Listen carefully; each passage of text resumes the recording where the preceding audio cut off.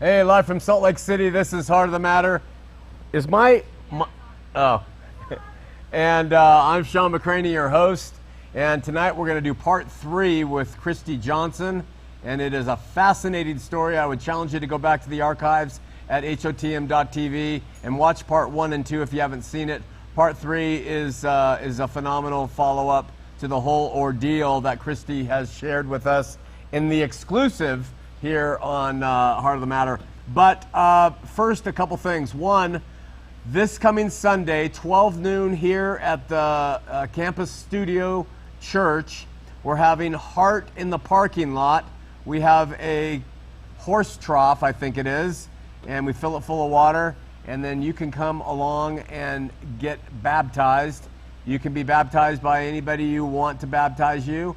You can be baptized in any form. Immersion, submersion, splashing, pouring, whatever you feel. I think immersion's the best way because it's most symbolic of being buried with Christ, but that's up to you. And we also give you the liberty of doing it in however way you want it. Like you can do it in the name of the Lord. You can do it in Jesus' name alone. You can do it in the name of the Father, Son, Holy Spirit. That is between you. If you want advice on that, talk to me. But if you don't and you have something you want to be done, you just tell us. And we do it. We do it every year. We also have a hot dog barbecue with baked beans and chips and refreshments, cookies, brownies, watermelon, stuff like that. That's this Sunday, 12 noon. There'll be no meat service this Sunday because it will be supplanted by our Heart in the Parking Lot, July 29th. That being said, I just want to share something with you before we roll the tape of the pre-recorded interview with Kristy Johnson. One of the great wonders, the great questions that we have in this life is why God allows pain, why He allows evil, why bad things happen to good people, why some people seem to have a Jobian life where they go through one trial after another. And I'm not sure that that can be better evidence than in the story of Kristy Johnson and her sisters and what they endured at the hands of their father. And many people on this earth go through similar things. But theirs is particularly heinous because of the religious ties and affectations to the whole deal, and it makes it so sordid. But in addition to that, I just got off the phone with Kristy. If you see the documentary Glass Temples, and you should, when it becomes available, in that documentary, her youngest sister, Kathy, makes an appearance and goes and confronts her dad for the molesting he's been doing with the daughters over all these years. Kathy then comes down in between the filming and today with stage 4 brain cancer. And just today, I talked to Kristy, and she said that she was called to her sister's house.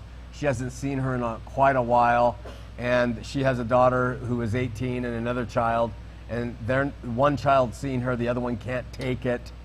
Her husband is there with her. She's in the last stages of life of this brain cancer. The doctors say it's over. There's nothing more we can do. She's on hospice. She's on a morphine drip. And Kristy said she's screaming in pain.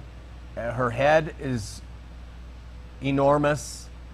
Her body is paralyzed, but her head is alive and she's screaming in pain. That's where the cancer is.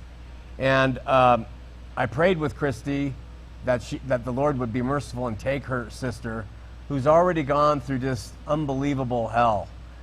And these are things you have to face head on as a Christian. You can't just say, well, you know, that's just, you have to think about them and talk about them. These things and how God is involved, or how He's an absentee manager in them because of He can't intervene, or how He heals, or whatever it is, the discussion should go on. But I just want you to know as you watch this last segment with Kristy Johnson that this is real life, and that this woman who you're going to watch, who is so strong on tape, is going through another trial of her life that's beyond compare. And so is her youngest sister, who was also dealt the same deck from this father that into the family that they were born into. It blows my mind, the longer I'm in ministry, the stuff that happens. And how does God fit in? I believe He does. But the question is how. to Kristy Johnson, Part 3. Live from Salt Lake City, this is Heart of the Matter. I'm Shawn McCraney, your host, and we're at Part 3 with Kristy Johnson. And it has been quite a ride and not quite. It's just a fascinating and sad and tragic, but hopeful story in some senses as well. And so I have thoroughly enjoyed these past few hours. We're going to wrap it up tonight with our final part, which we have some deeper things perhaps to talk about, and we'll see how it unfolds. But we left off, I wrote some notes here. We left off talking about your dad had penned 3 letters to your sisters. Had your mom passed when he wrote those letters? So go back and your mom's passing, you were with her? Yeah, she wasn't doing well, and so my brother Kevin, Kim, and my sister Kathy, we all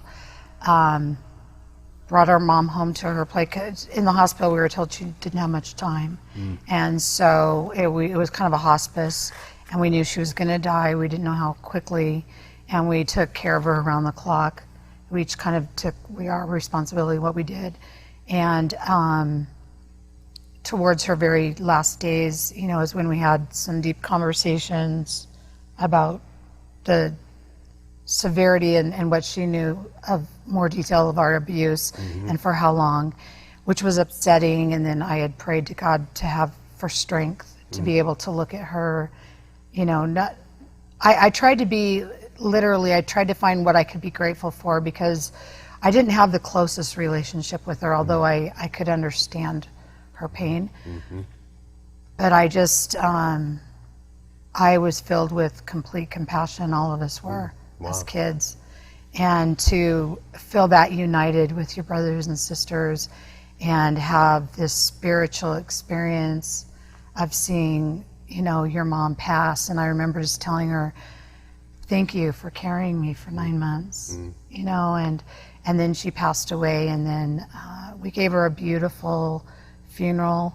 And in fact, my mom was devoted to the church up to her death. In fact, she had a little suitcase of her temple clothing that she wanted to be buried in.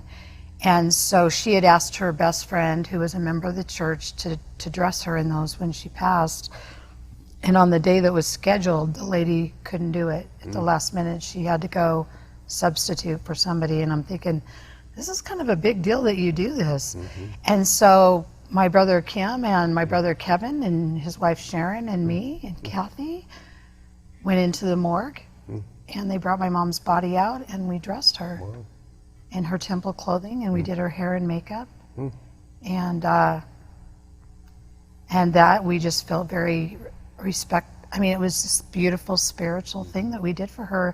And I can't think of another way to show your parents, in spite of anything, how much you love, for the sacrifices they did make, but for us to show her that kind of love and respect, I think showed a lot about our siblings and our closeness. Yeah.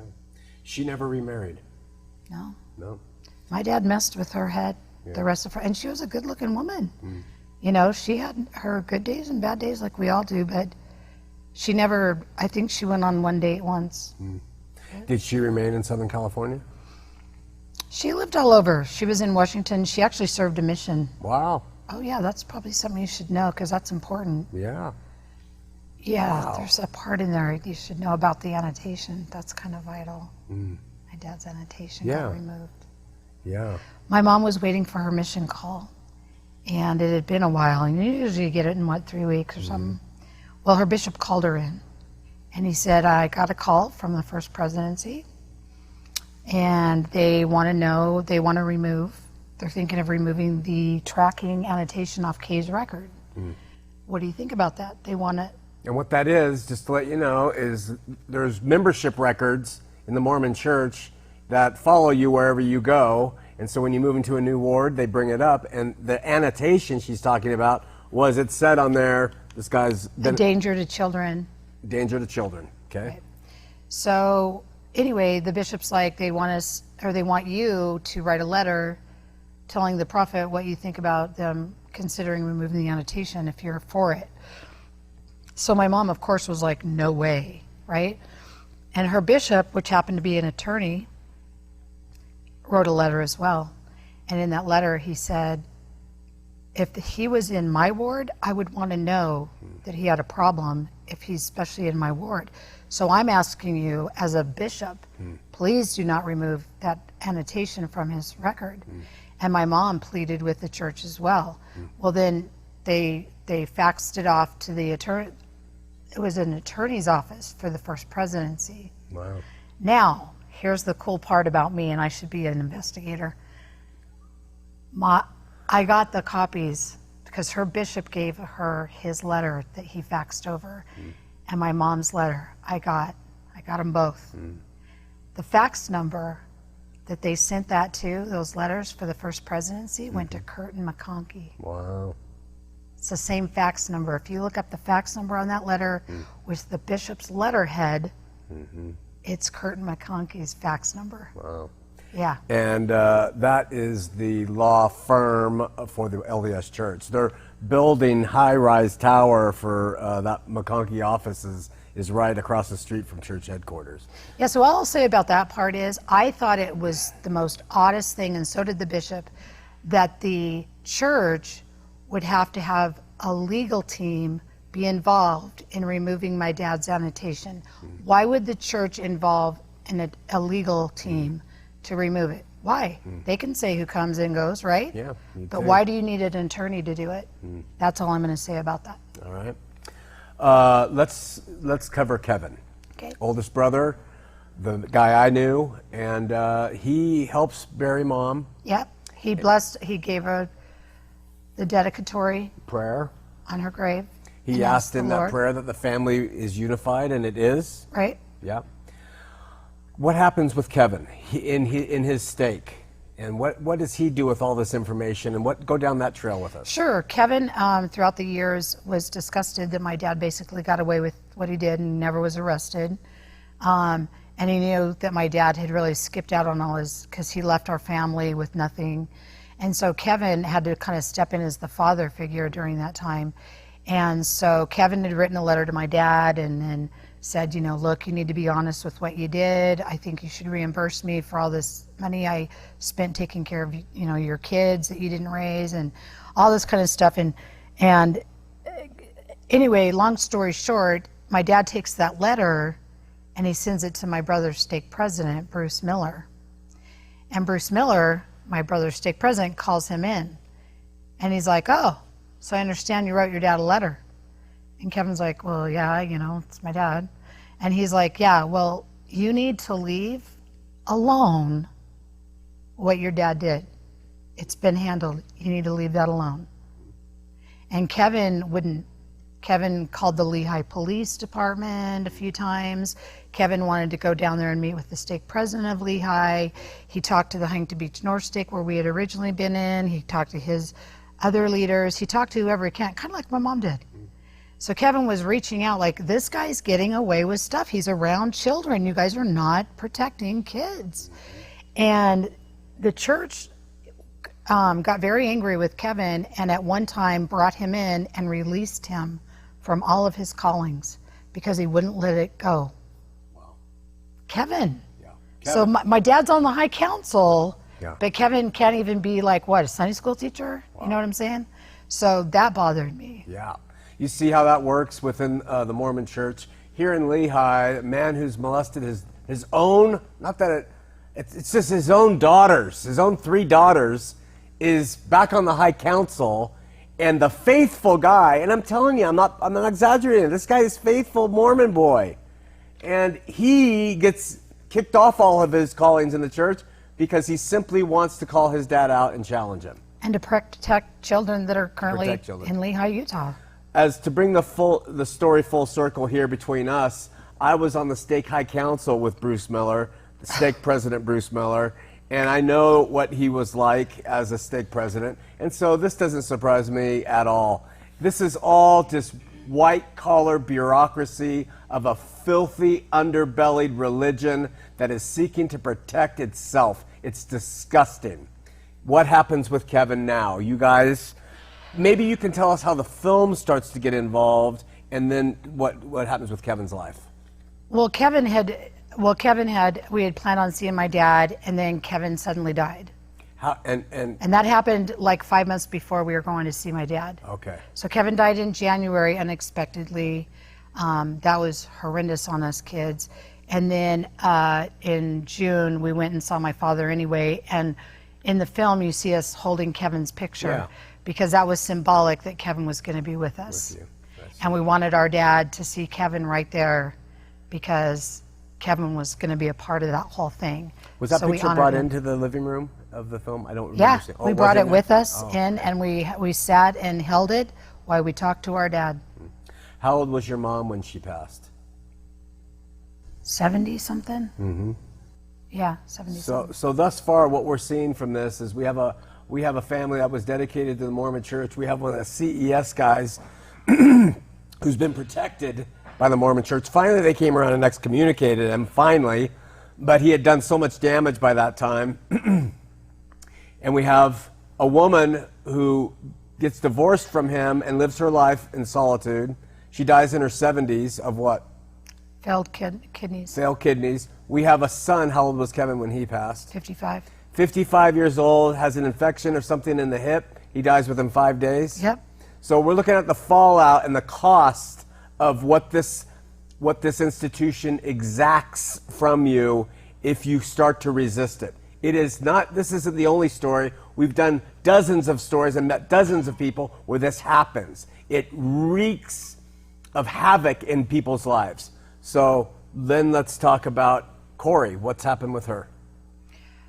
Corey, we don't have a lot of contact with. In fact, when my brother died, we didn't know where she lived because she had lived on the streets. She had been in different places. We went to her last known address. We went door to door with her picture. We finally were able to get a hold of somebody that knew her and let them know, let her know that Kevin had passed. We tried to see Corey. We know where she was staying at one point and knocked on the doors, and she wouldn't open the door. And so we just basically told her through the door how much we loved her and wanted to see her and be a part of her life and would do anything. And we've not had any contact from her. So we really don't know where she's at, but she's had no contact with us at all. And that was after the film was done? Yeah, shot? During and after. We just don't have contact with her at all. Corey, when you see in the film, there's a difference. You can see she's more tatted up. You can see that she's... No, Kathy. Oh, wasn't You're asking about Corey, the middle girl who had the baby?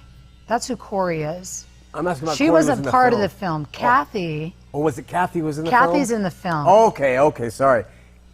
Corey, we don't know about. Right. Kathy... Was in the film. Was in the film. And what's happening with Kathy now? Well, Kathy was diagnosed, as it says in the film, with terminal brain cancer about a year after Kevin died or somewhere around there. And so she wasn't supposed to live past last summer. And so she's just with her family right now, so she's not doing well. So we have Kathy, terminal brain cancer. Inoperable. Inoperable. It's completely full. We have Corey, who knows where.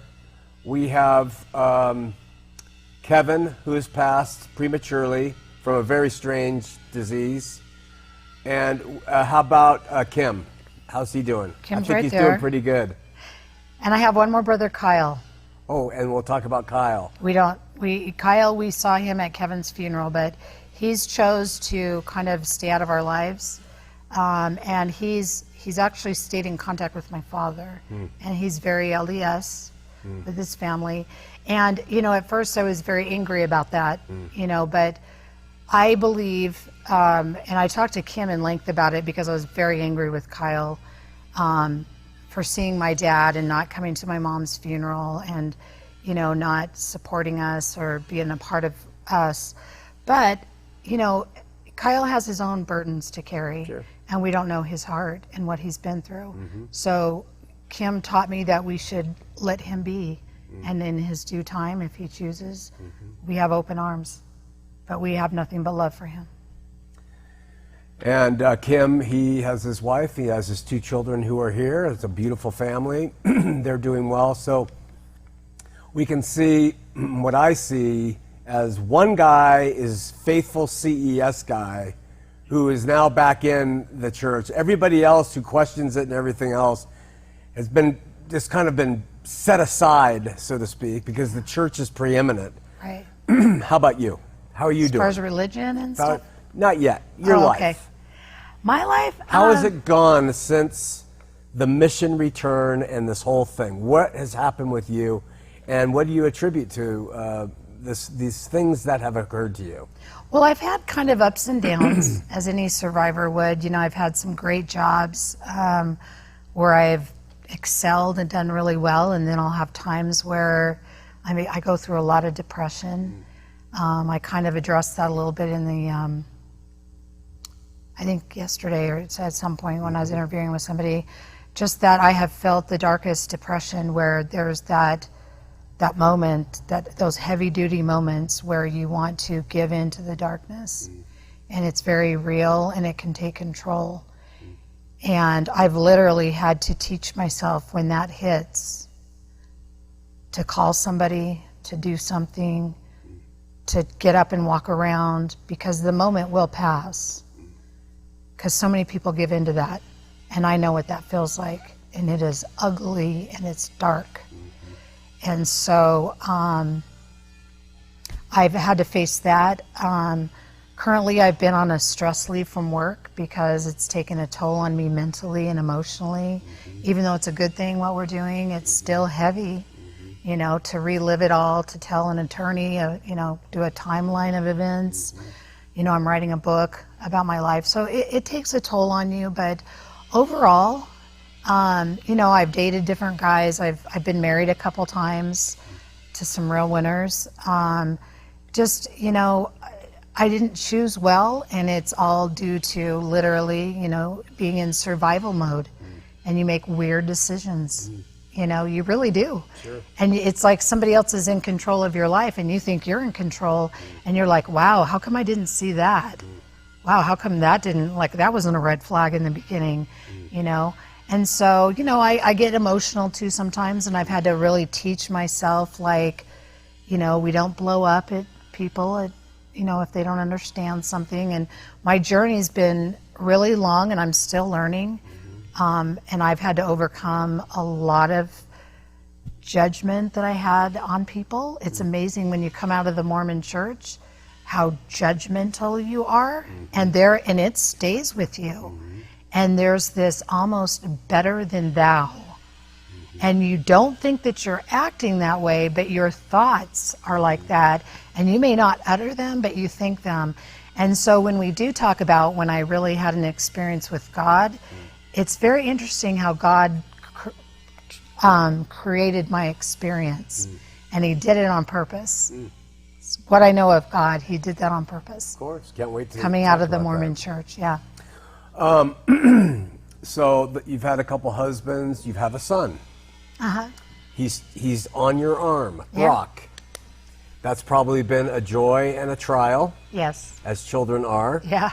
Has what's happened in your life been a detriment to your relationship with him?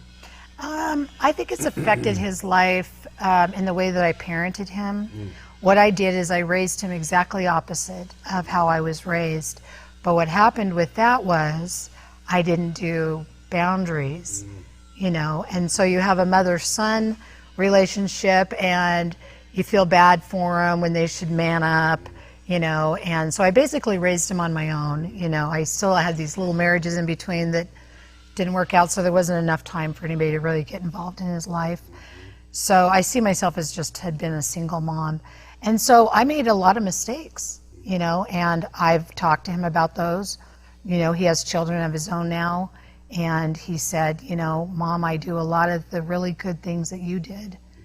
And he said, remember all that time you would spend with me? Because I devoted so much of my time to him, because I didn't get that, you know, but I did spend a lot of time with him, and I talked to him about his feelings, and, you know, he's probably the most understanding guy, you know, because women are just like, wow, this guy is not only handsome, he's very understanding, you know, but he missed out on a lot, and he didn't get to have a good dad be in his life, and but I think overall he turned out to be, he's got a good heart, and he has a lot of growth to go, you know, he has, Sure. we all do, and you know, we all have problems, we've done things we're not proud of, and I just, you know, in the end of the day, we always, you know, if we have an argument or disagree, we always, before we go to bed, he'll call me if we've argued or something, and just, I just want you to know I love you, Mom, I'm sorry, you know, and so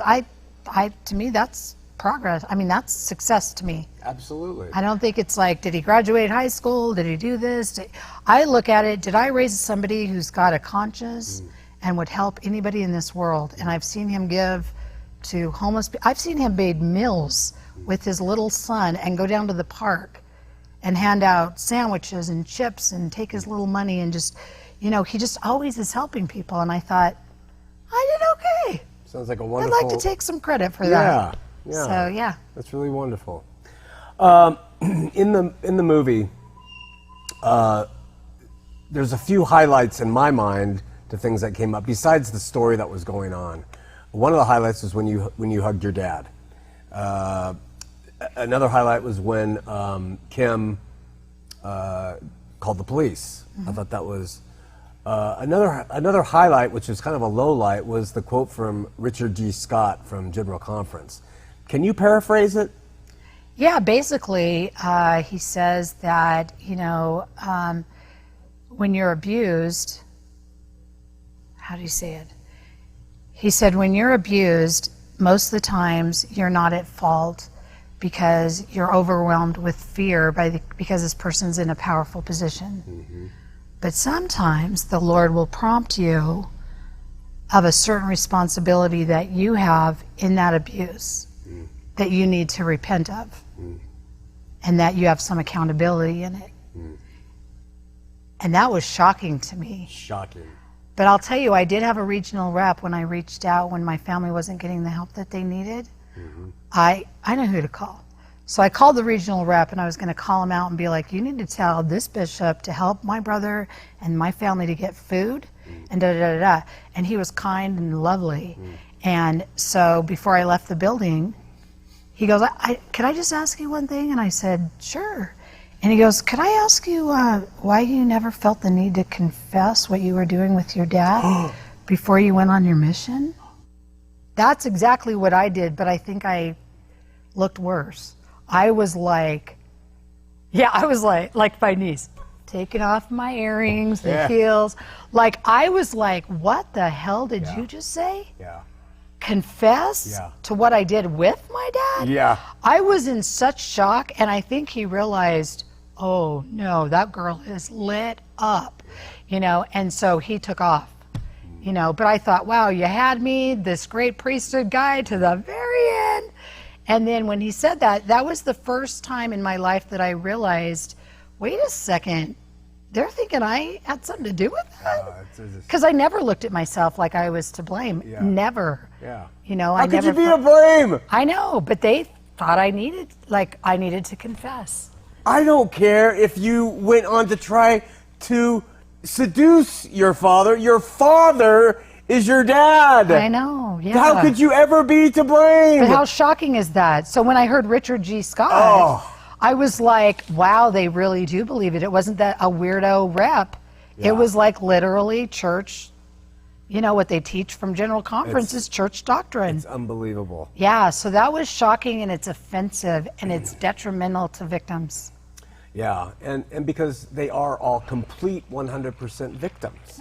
All. The question, did your dad get sealed to his new wife? Yes. Is he still sealed to your mom, or did they? No. My mom called the prophet. My mom was was a lot always of prophet calling over My there, mom don't you? had an inside guy inside the prophet's office. Wow. Yeah. Who was very helpful to my mom, and he felt bad for our family. Wow. And so if my mom wrote a letter, he made sure it got on the prophet's desk. Wow. So that's how we heard a few things from him, the president. But what was the first part? did they? Did the sealing. My mom demanded when she got divorced from him that it be canceled. And since my dad had already remarried before the letter came back to her, they said usually, he hadn't remarried. But the prophet said, due to the circumstances, we're going to grant you a cancellation on your sealing. Wow. And for you guys at home who don't know, that doesn't always happen. So what could have happened is her dad and mom could have divorced, but he would have remained sealed to her for time and all eternity. He could have come here to Lehi, married the new bride, sealed to her, and then at death, it is believed by the LDS that the two women would be his. So no wonder there's such sexual twistedness in this religion. The phone call that you must have recorded. Through the years, I had kept in contact with my dad because I was trying to keep an eye on him. I was a detective in my mind. And so I was always trying to get information. And so one of the times I called him and said, look, when we heard you were getting rebaptized, mom's freaking out. Everybody's freaking out. Like, how can they rebaptize this guy? And my dad was like, oh, well, the church can only do so much. And I was like, well, how could they rebaptize you? They never even talked to your victims. So how did they know you've repented? Oh, well, they don't need to talk to you. What? And I go, well, shouldn't they ask me? Do I think he's repented? And it's not necessary. If you do what the church asks you to do, well, what did they ask you to do, Dad, to prove so that you could be rebaptized? Well, they asked me, do you pay your child support? Do you go to church? Do you pray? Have you done everything in your life to become a better person? That's what they want to see. And then he said something about, he said to me, Kristy, do you know what I had? Oh, sis. Sis. Why does my dad call me sis? You got to hear this phone call. It is unbelievably disturbing. So yeah, I'm trying to ask him. I'm like, Dad, so I ask him something. He goes, for anybody to think I've had it easy, do you know what happened to me? Do you know what I lost? And so he's like, I lost my family, my job, my church. And I go, well, I lost. And he cuts me off. Yeah.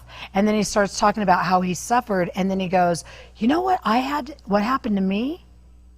Yeah. I fasted every Saturday and Sunday for years. And I lost 40 pounds. Yes. And I'm like, was that to be forgiven? Like, what do we, what's the point? You really fasted. Twisted. And then he talks about going that he's too ashamed to go to church, so he takes the van and he parks behind a school and prays all day. That did not play well with the audience. We were talking last night, and I go, I think they misspelled the word pray. Yeah. It should have said P-R-E-Y behind a school. Yeah, wow. Who parks a van behind a school to repent? Right. A school? Yeah. You can't find the beach? Yeah, yeah. A school. You got to watch the movie just for the call, and you're engaging with him. You're his daughter, and I can still, though I listened, I could hear you trying to still be something to him. I did. Because there was that, and I think that was part of the thing with my dad, because I always, and I've tried to work this out through therapy, because I have this anger, and I had with my mom. And I also have this tremendous amount of weird kind of love and respect for him being my father. And so I don't know what it is with me, and I know it has to do with God. And not everybody's at certain points in their life, and I really do appreciate everybody's journeys and how they choose to worship God. I really respect that. But for me, when it came to my dad at the end, even when we said goodbye to him, the police were called. Part of that was my dad wanted to confess. Now, sure, because the statutes of limitations are over. So, so Kim's like, okay, well, go ahead and call him. If you want to make it. And my dad's like, oh, well, can you call him for me? And so Kim's like, sure. So my dad wanted him to call him, so that was part of the film. And then when the police get there, they take reports, and my dad's like, telling them, I molested my daughters, but it was only at night, and it was only my daughters, And the cops are like this. Oh. Like, you should see their faces. Like, I'm like, did you film that? Because that would have been great. Yeah. You know, but they're just like, you know, and I've heard that before, you know, holy night. And, you know, so sis. And so, yeah, that was weird. But I remember the cops, they pulled me out on the front porch and they said, you know, we can't arrest him. And I go, I know, you know, it's stupid. I know, statute of limitations. He goes, so what's going to happen now? You know, is he going to be okay? Do you think he's going to hurt himself? And I go, oh, no, he hasn't hurt himself. He goes, are you going to be okay? Are you going to go hurt him? And I said, no, I would have hurt him already. I mean, I'm not here for that. And he said, well, what's going to happen? I mean, can we leave? And I said, yeah. I said, what's going to happen is I'm going to go in that house and I'm going to hug my father for the last time in my life and in his life. That's what's going to happen. And he said, okay. So they left. And I went back in and me and Kim and Kathy I went over and I hugged my father and I said, Dad, I love you. And Kim saw me do that, and Kim went over and said the same thing, and Kathy did, because we had decided when my mom died, you have a choice to make. And when those vital moments in your life come, you have a decision to make. Do you take the higher law of love, or do you end it with something bad? We chose when my mom died, we had every reason to hate her for what we had gone through. And God bless her, because she had been through a lot. But we chose to give her a beautiful burial and death. I mean, her death was the most beautiful thing I've ever seen. And even dressing her body for her and showing that respect and love. And when we were saying goodbye, we knew that would be the last time. And so we all decided that it was better in that moment to end with high love, because that's what God would want. Because our last memories is us showing mercy to somebody who didn't deserve it. So what's he going to do with that? You know what I'm saying? I do know what you're saying. Okay. And it's that's what's called, in the highest form, Christianity. That's what it's all about. Yeah. And that's why you're backed by the love sign. You exhibited that completely in your way. I have to admit that I felt sorry for your dad in the film. Yeah. You can't help but feel sorry for him. I went back in my mind and said, wait, when I knew Kristy, he was still hurting her. Oh, that effort, and then, but I would watch him, and my heart would soften. I said, now he's going to face his maker, you know. And then I watched you guys. I mean, you showed him respect, and how does that come about? People always, as a pastor, they want to know, how do I get this in my heart to be this way toward people who have harmed me? And usually they're talking about someone who, you know, took the biggest piece of meatloaf at the family dinner, not someone who molested them. Yeah. What was it, Kristy, that got you to the point where you could say, I'm going to forgive my dad, I'm going to love my dad, and I'm going to show him respect? You showed him respect in this movie after all you've been through. How? I think it has to do personally with your relationship with God. I know that God is real. I know that for a fact. My experience with him is that at one point in my life, God revealed himself in a very big way, where I was saved, basically, and overcome in the Spirit, and had the most beautiful peace from everything that I had experienced in my life. And I literally felt like I was in God's presence and knew that he was very much real. And to me, in the end, and when you're at the most critical times of your life, when it comes down to it, you really do have a decision to make. And we're all going to meet our Maker one day. And we all make mistakes, and we are all sinners. And I do believe that sinners and people all deserve to feel God. And whether my dad repents in this life or the next life, I don't know what's going to happen with him. But the one thing that bothers me about the Mormon Church is they also don't allow someone to truly repent. When you cover up a pedophile and you don't let them be handled by the law and literally face what they've done, then they don't come to terms with it. So they don't get to feel that darkness and that yucky and like, oh my God, what did I do? Because once you feel that, you're hollow and you have nowhere to turn but God. And in God's due time, He reaches into you, and you're so hollow and dark that when He reaches in and shows you that beautiful, peaceful love that only He can provide, and there's no way you can deny it, everyone's entitled to that. So when you deny somebody that repentance process, you know what I mean by covering up, you deny them that. And that's wrong too. That's sinister. It is. But I have felt God's love. And I know what it's like to repent. And I know what it's like to feel Him. And I think in the end, when you make a decision, the best way to end your last moment with somebody is to always end on the higher ground. Because what if they change down the road? What if my dad all of a sudden found Jesus or God and has this miraculous healing? I may never see him again, and I really don't wish to. But in my heart, I ended it with love. And when I face my Maker, I'll be able to say, I showed love because that's what you're all about, in spite of what was done. Have you forgiven him? My dad?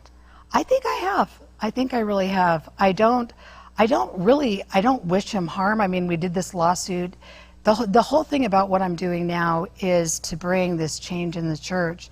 And I really want victims to know you are not alone and you are very loved.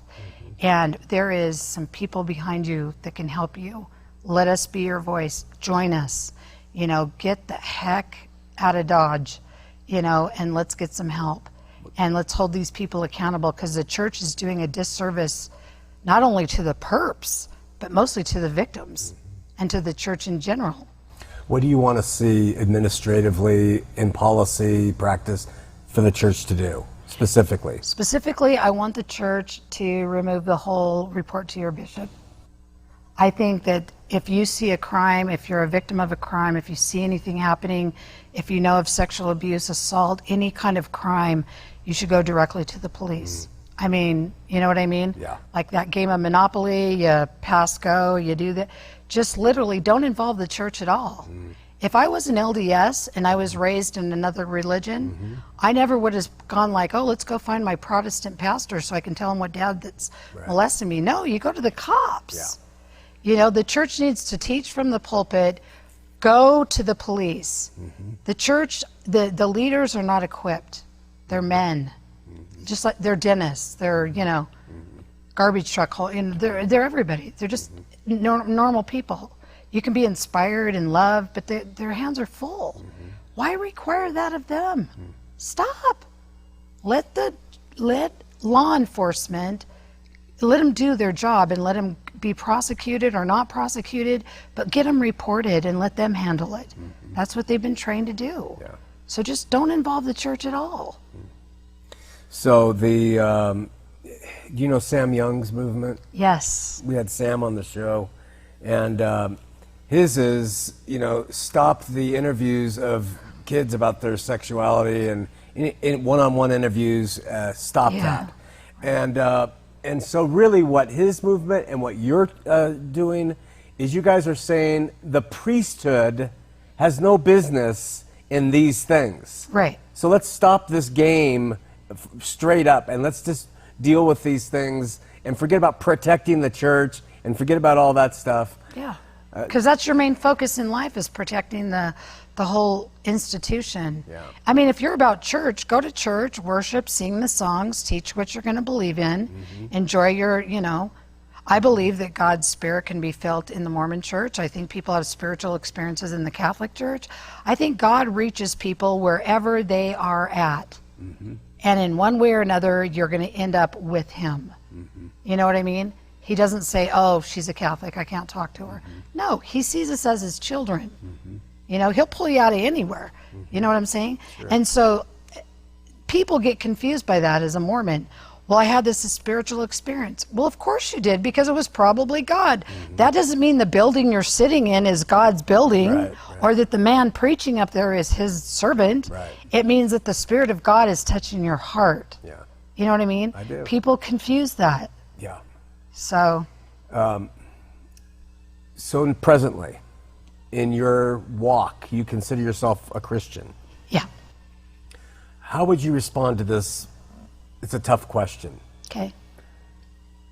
How could you believe in a God who you're actually even praying to Him and asking Him to save you or do something, and all the while He's allowing you to be molested by your own father? I mean, what kind of God is that? Is He just a loser? What's the deal? How do you believe in a being like that? How would you respond to that, Kristy? Well, I think for me, first of all, I would say I don't have all the answers. Obviously. I can't explain why bad things happen to good people. Mm-hmm. It doesn't make sense to me. All I do is go off my personal experience, knowing that God is very much aware of me. And if you look for the signs and you look for the experiences in your life, and you keep reminding yourself that He's real and He's very much aware, you're going to find Him there. And He will be with you in the darkness. Why He didn't stop my dad from what he was doing, I have no idea. But what I gained from my experience of being molested and going through beatings and all that is what I took from it. Instead of becoming bitter and trying to cover it up with drugs and all that, is I decided to how do I say it? Oh, it's so hard to put into words.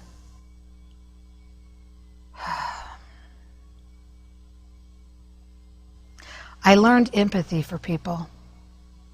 Because if you don't give into the dark crap, because it's there, and you have every right to be pissed and angry and think God doesn't exist. Mm-hmm. And it doesn't matter if you think He doesn't exist or He doesn't. You can say and try to prove, well, He lets bad things happen. I don't know why. Mm-hmm.